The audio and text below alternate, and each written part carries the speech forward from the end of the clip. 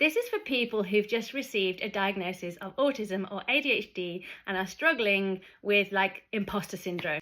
And this is something that I think every single person who's received a diagnosis late has probably been through and can probably relate to. And I am 9 years since receiving my diagnosis, so I think I've got perspectives on this that might be helpful.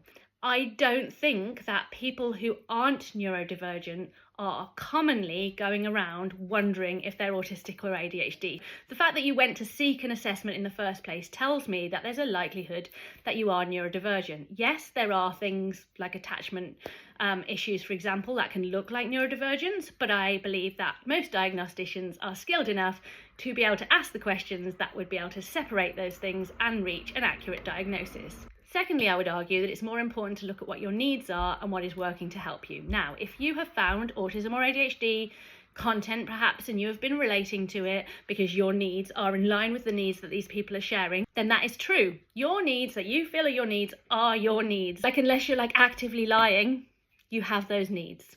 And if you have found yourself relating to these diagnoses and you are finding the experience of relating to that and maybe some of the approaches to living your life and accepting yourself helpful, honestly, does it really matter if it's 100% accurate? If you are doing better because you have found this, does it matter?